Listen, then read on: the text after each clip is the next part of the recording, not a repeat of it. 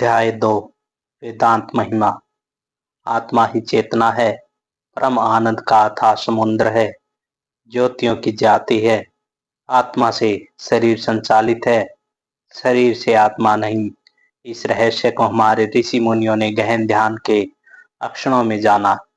वे सर्वात्म भाव की सम एवं शांत दिव्य स्थिति में पहुंचे, जहां जीवन मृत्यु एक सोपान है, स्थूल से सूक्ष्म प्राप्ति के लिए एक कार्यशाला है और व्यक्त से अव्यक्त की अनुभूति हित एक अध्याय है। यहाँ तो केवल संचित कर्मों का फल निर्लिप्त भाव से भोगते हुए विवेक वैराग्य पूर्वक परम तत्व के बोध द्वारा मुक्त होना है।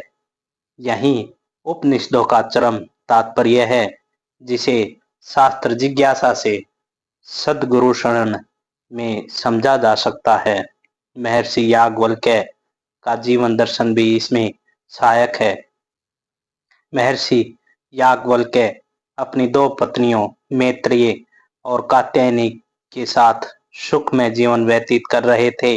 संन्यास लेने की इच्छा से उन्होंने दोनों पत्नियों को बैठाकर कहा, मैं आप दोनों के बीच अपना गोधन, खेत और आश्रम की संपत्ति बराबर बराबर बांट देना चाहता हूँ।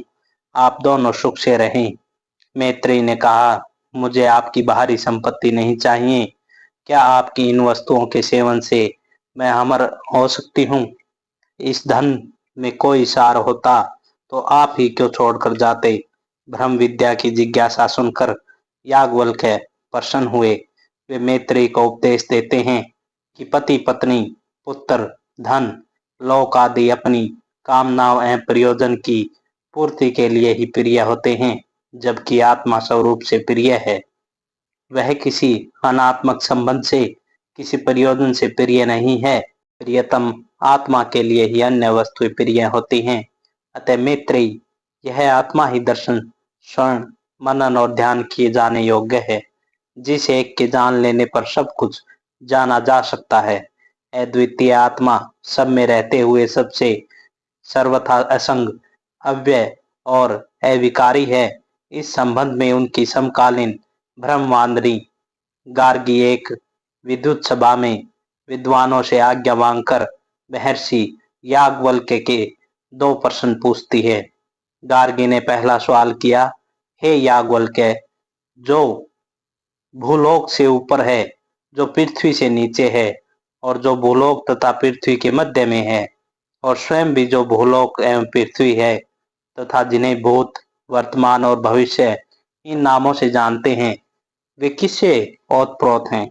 महर्षि याज्ञवल्क्य ने कहा, सब आकाश में ओतप्रोत है। गार्गी ने दूसरा प्रश्न किया, किंतु आकाश किसके ओतप्रोत है? हे गार्गी, निश्चयति अक्षर में ही आकाश ओतप्रोत है।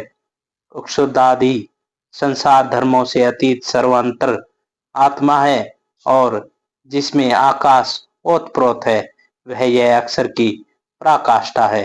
यही पृथ्वी से लेकर आकाश पर्यंत समस्त सत्य का सत्य है। विद्वत सभा में यह स्थापना स्थिर हो गई कि अक्षर ब्रह्मा में ही आकाश होता है। इस प्रकार महर्षि को ब्रह्मा संबंधी वाद में कोई परास्त नहीं कर सका। ब्रह्मा ज्ञान के जिज्ञासु राजा जनक महर्षि याज्ञवल्क्य को नमस्कार कर उपदेश की याचना करते हैं। महर्षि ने कहा, हे राजन, उपासनाओं से युक्त प्राण आदि ब्रह्मों की उपासना से आप समाहित हो गए हैं। अब बताएं कि इतना होने पर भी शरीर से छूटकर कहाँ जाएंगे? भगवान, मैं कहाँ जाऊंगा सो मुझे मालूम नहीं है। अब मैं तुझे यही बतलाऊंगा जहां तू जाएगा। राजन, इस प्रकार संपूर्ण विभूतियों से संपन्न होने पर भी परमात्मा का बोध हुए बिना तू भय के मध्य में ही स्थित है। तू अकृतार्थी है जब तक कि परब्रह्म को नहीं जानता। अद्वितीय वस्तु होने पर भी विराट इंद्र आदि भेदों में बटा जो प्रतीत हो रहा है, वही यह नेति नेति इस प्रकार निर्देश किया गया आत्मा है। वह यह नेति नेति रूप से वर्णन किया हुआ आत्मा आग्रह, आश्चर्य, असंग है। वह अबद्ध है, वह व्यथित नहीं होता और क्षीण नहीं होता। हे जनक, तू निश्चय भय को प्राप्त हो गया है। इस प्रकार उपाधिकृत अज्ञान रूप पर्दे को हटाकर जनक जन्म मरणादि शून्य ब्रह्मा को प्राप्त हो गए और नेति से समझाया गया आत्मा ही अंतिम गंतव्य है। अत्यंत अद्वितीय होने से यही अभय है जिसे राजा जनक ने स्वरूप से पा लिया। बृहदारण्य उपनिषद के ये दोनों आख्यान वेदांत दर्शन के अद्वैत चिंतन के प्रमाण हैं, जिसका विस्तार प्रस्तुत संकलन में संग्रहित है। उपनिषदों की महिमा अपार है।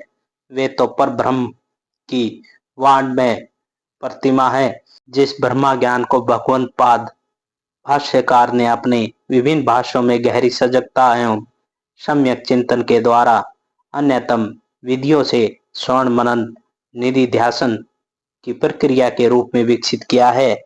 आचार्य का संकल्प है कि मनुष्य मात्र इस मानव योनि में ज्ञान प्राप्त कर संसार चक्कर के आवागमन से मुक्ति पा सके। जो चिरंतन है, कालातीत है, वह अभी विद्यमान है। जो यहीं इसी क्षण में है, अभी है, उसे भविष्य में पाने की कामना क्या भ्रांति नहीं है। आत्मा समस्त जीवन है। यह जीवन से ज्यादा व्यापक है, बड़ा है। हमें तो सिर्फ भागवत एकत्व में भागवत संकल्प को अभिव्यक्त करने के विज्ञान को जानना है। अद्वैत दर्शन की मोह शोक विषाद से मुक्ति की घोषणा है, जिसमें आत्म चैतन्य के बोध द्वारा प्राप्तव्य प्राप्त हो जाता है, ज्ञातव्य ज्ञात हो जाता है, शीर्तव्य का मार्ग परमानंद का मार्ग प्रशस्त हो जाता है। यहाँ चरण चरण आगे बढ़ना है, छूटे हुए को पकड़ना नहीं है, केवल नित्य तरुण और सत प्रगतिशील रहना है। हम भगवान को जानते हैं, भगवान बन जाते हैं, क्योंकि हम अपने घुआ स्वरूप में ब्रह्मा हैं। अनुभूति ही आंतरिक उद्घाटन है और व्यवहार उसका प्रस्फुटन। सर्वत्र उस आदि एकता को देखने वाले के लिए शोक कैसा, मोह कैसा। आचार्य ने इंद्रिय मन बुद्धि से अतीत ज्ञान भूमि की अनुभूति को उपनिषदों की चैतन्यमयी वाणी प्रदान कर मानव मात्र के चित्त में ब्रह्म ज्ञान के अभय पद को अभिषिक्त किया है, जिसकी पूर्णता को पूरा विश्व प्रशांति एवं पारितोष के रूप में अनुभव कर सकता है। वर्तमान युग में वेदांत एवं अध्यात्म के प्रति बढ़ती जिज्ञासा इसका प्रमाण है। धन्यवाद।